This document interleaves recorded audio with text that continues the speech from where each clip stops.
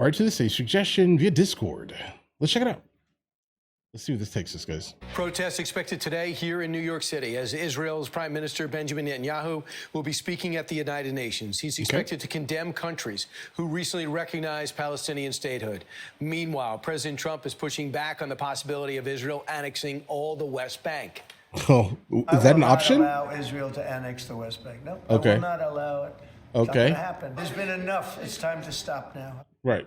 Yeah, guys, listen, no one backs the concept of an endless war. Don't get me wrong here. There are definitely war hawks out there that like the idea of, lining their pockets with military funds and these type of things. They love these type of scenarios. Here, listen, in terms of annexing the West Bank, that would be a very tricky scenario. I understand why Trump's saying it, because he's going to have to basically, go to war for the most part with Israel. If they do that, by default, annexing a place without citizenship, at least, right? Because everything in the world tells me that Netanyahu is going to be like, I just want the land, give it to me, right? And then when they do that, immediately you have 2.7 million people that are going to be displaced. So you're going to have to give them citizenship, but they're not going to do that, right? So Trump already has spoken to all of his advisors. They sat down and had a conversation about this.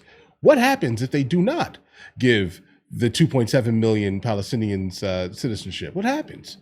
All right. All of the countries in the region, Jordan, Egypt, all the treaties that they have are going to fall right through immediately. All right. If you want to actually escalate everything, do that, Israel, Netanyahu specifically, do that. Right. But if you do it in a smart way, let's say by offering citizenship potentially, that would be smarter. But by doing that immediately, you then remove the Jewish majority.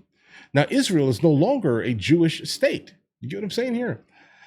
So the stupidest thing in the world for Netanyahu to even think about going forward is to attempt to annex the West Bank. You then throw away the two-state solution issues, and then the United States of America, by default, is going to have to put economic sanctions on your country.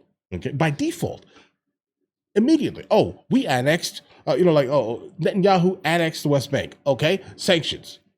Period. Now Israel is no different than Russia to us. Okay, because the same thing happened when Russia tried to annex Crimea, or they annexed Crimea. What happened? What's going on with them, guys? That would be Israel if they did that. Okay, and we have to comply with those overall standards. Right? Silliness, guys. Listen, Netanyahu's wild. Listen, let him do whatever he wants to do. I'm not sure what Trump is going to be able to say, because even when Netanyahu decided that he wanted to basically wipe out the supreme leader of Iran, Trump was like, please don't do that. That's crazy. Don't do that. That's bad. It's not just like normal bad. It's like super bad for your cause. You get what I'm saying here? It's super bad. If you want people, okay, from all of these Arab nations, right, to now immediately start going at you, do that. All right? If that's your thing. Right? But other than that, if you want civility in the region, under no circumstance are you going to be able to annex the West Bank. You're going to have to listen to what Trump said. But again, Netanyahu's a loose cannon. They only really care about what we say when we give them things. So either way.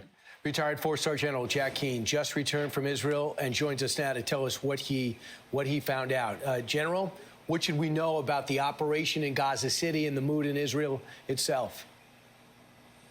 Yeah, well, a couple of things. First of all, I've never seen such pro-American attitude among the population in Israel. It's always been solid, but it's really over the top as a result of the United States supporting Israel unequivocally with weapons and also with that decisive attack. And the praise for President Trump is everywhere you go, once they recognize that we're Americans. And by the way, Fox News and Fox Business plays 24/7 there, so they're very familiar with what we're talking about right now today. I think what we see in front of us, the challenges are finish Hamas in Gaza, keep their foot on Hezbollah. They've conducted over 1,000 attacks. They will not let them build capabilities in southern Lebanon again. That's never going to happen. And think of this. Lebanon is now talking about forcing Hezbollah to disarm. Who would have ever thought we'd be on that page? They're monitoring Iran in terms of what are they doing. No decision has been made to recover nuclear and ballistic programs, but they intend to do that. Know. And right. when they do, Israel will likely reattack, and the United States will support that. They're pushing back on the Houthis, to be sure, and they'll continue to do that. But the opportunities are significant. Normalization with Lebanon, a security agreement that's getting close to reality, led by Ron Dermer, the Prime Minister's primary assistant. That is a game changer right there. And certainly the Abraham Accords are not dead, despite all the radioactive activity surrounding the Qatar attack. They still want to make a deal. Maybe not immediately, but over time. That is positive. And lots of talk about what to do about Gaza. Nothing definite about it for sure. One thing I was struck by, they've done some informal surveys, and there's a number of Gazans who'd be willing to relocate to another country voluntarily. Right. That is interesting of itself. A lot of work to be done here, and we'll listen to what the Prime Minister has to say here. But he's going to take a strong stand. Great. I compare him to Churchill. Absolute resolve and determination to focus on what the real objectives are, and will let nothing interfere with him in accomplishing those objectives. Yeah. And if Roosevelt, President Trump, supporting him down the road to achieve those objectives, and also providing some counsel and guidance along with it, which you would expect in a relationship like that. General, something else happened. The president had a dramatic change of at least public display in terms of support for Ukraine. Part of a Truth Social, which I think is titanic and a change.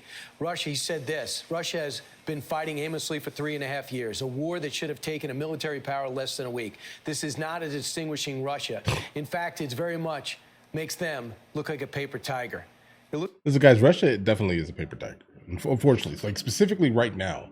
Like if you follow like any international media, you start to realize immediately that that Russian state media is even complaining about Putin.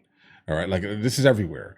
Apparently, they are having issues with oil shortages, and the fact that Russia themselves, the media in Russia, is saying this out loud, is wild. The enlistment numbers are down. Okay, just understand what's going on here. Like this whole statement that Trump made here is absolutely disrespectful to Putin, bro. Like, listen, and also at the same time, Ukraine. He basically called Ukraine nothing for the most part, right? I'm just summarizing it. Like, listen, what do you mean? Any real military would have wiped out Ukraine in a week. That's wild to say out loud, guys. That's crazy. I'm just being honest. So now, does it live up to the bravado specifically that Putin exudes? No, it doesn't. Okay, it doesn't. They're having issues with oil. Enlistment numbers are down. And when that happens, they can't move or get people. So what happens, guys? Paper tiger status, guys. Well, that talk, but can't actually do anything to back it up. Looks like he's been reading the Institute Study of War. Do you think this is the president's new resolve? And do you think that he sees what Putin's doing? A thug that can't be trusted. You can't trust him at all. Yeah, he's come to this conclusion, certainly after the Alaska summit. He knows full well that what Putin told him, that he was willing to meet with Zelensky and then have a three-party meeting following that. And, you know, within 24 hours, his people are saying, oh, there was never any commitment. So President Trump has known what he said in Truth Social for some time. But what this reflects is his public decision to part with Putin. And that's what this is all about. And the follow-on to that certainly will be what we think it should be, and what the president has talked about, is that get the Euros to slap hard on sanctions and pulling back on their own oil and gas purchases. Slap is all the buyers of oil and gas. These are U.S. sanctions, to be sure. And upgun Ukraine, make certain that they can crush Russia's advance on them, and they can do some limited counterattacks to regain territory, and remove all restrictions on Ukraine's weapons firing into Russia. That, I think, is the pathway ahead, and it is a solid pathway for sure. General Jack Keane, always great. Thanks so much. I can't wait for... Okay. Listen, in terms of like a strategist, General Jack Keane absolutely is a great strategist. But hold on. But he's definitely a war hawk. Okay. He's one of those people I was talking about kind of in my earlier monologue. Let's just say this here. He's definitely a war hawk. And so that's kind of like, how much do you take? Because I think he, I don't know. I mean, I guess that could just be a trait of like a really good strategist, where they just consistently think that you need to go to war all the time for some reason, or attack people for some reason. Again, I'm not a general, so maybe I don't have the mind of a general. I'm just an outsider looking in, and it looks like a war hawk to me, but I could be wrong, right? Understand this. So take that with a grain of salt also in the context of this year. Guys, I am definitely not someone who trusts Putin. I say this regularly. I'm not changing my opinion on it, guys. I'm sorry. You only have to tell me who you are twice, I'd say. The first time it's just like, okay, that could, I don't know you very well, so maybe that's just wrong. Then the second time, oh, that's it. There's no third time. I'm done. Like there's no way to reconcile a single thing if you do the same thing twice, right? Now ex-KGB, listen, again, cloak and dagger. The truth is what I say it is, not what you saw with your eyes, Chernobyl. You get what I'm saying? There's one of those things. All right, so you only have to tell me who you are twice, and I immediately can like reconcile this in my brain and be like, listen, guys, that's a bad person, bro. I'm sorry. I can't back you, right? And I generally am not someone who kind of lives within like an inherent bias or anything, so I don't really care what the attachments are to a person. I allow a person to become a bad person, let's say in front of my eyes, generally, right?